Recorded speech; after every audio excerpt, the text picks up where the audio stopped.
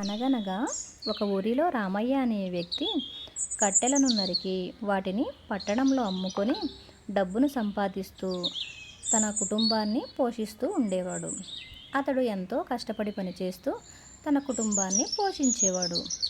ఒకరోజు రామయ్య ఒక నది ఒడ్డున కట్టెలను నరికి తర్వాత ఆ గొడ్డలిని నదిలో కడుగుతూ ఉండగా పొరపాటున అతని చేతిలో నుంచి గొడ్డలి జారిపోయి లోతైన నదిలో పడిపోయింది. ఒక్కసారిగా గొడ్డలిని కోల్పోయానన్న బాధతో నిలుచుండిపోతాడు రామయ్య.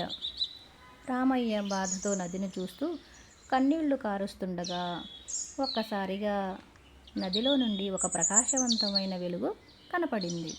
నదిదేవత ప్రత్యక్షమై ఆమె రామయ్యను, రామయ్య, నువ్వు ఎందుకు ఏడుస్తున్నావు అని అడిగింది. రామయ్య కన్నీళ్లు తుడుచుకుంటూ, అమ్మా, నా కష్టానికి ఆధారమైన గొడ్డలి నదిలో పడిపోయింది. దాని లేకుండా నేను ఎలా పని చేసుకోగలను అని బాధతో చెప్తాడు.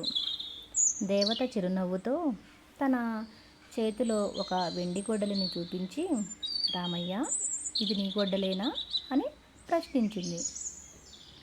రామయ్య తన తల అడ్డంగా ఊపుతూ, లేదు అమ్మా, ఇది నా గొడ్డలి కాదు అని చెప్పాడు. దేవత మరలా తన మాయతో ఇంకొక బంగారు గొడ్డలిని తన చేతిలో ప్రదర్శించింది.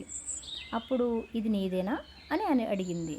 దానికి రామయ్య మరలా తల అడ్డంగా ఊపుతూ, లేదు అమ్మా, ఇది కూడా నా గొడ్డలి కాదు అని చెప్పాడు. దేవత చిరునవ్వుతో మళ్ళీ తన చేతిని ఊపి రామయ్య యొక్క అసలు ఇనుప గొడ్డలిని తన ముందుకు తెచ్చింది. ఇప్పుడు చూడు రామయ్య, ఇది నీ గొడ్డలేనా అని ప్రశ్నించింది. రామయ్య ఆనందంతో కళ్ళు మెరుస్తూ, అవును అమ్మా, ఇదే నా గొడ్డలి అని సంతోషంగా అన్నాడు. రామయ్య యొక్క నిజాయితీకి మెచ్చిన దేవత అతనికి తన గొడ్డలితో పాటుగా బంగారు వెండి గొడ్డలను కూడా ఇచ్చింది.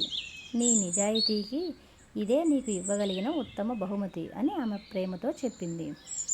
రామయ్య తన ఊరికి తిరిగి వెళ్ళి ఈ సంఘటన గ్రామస్తులతో పంచుకున్నాడు.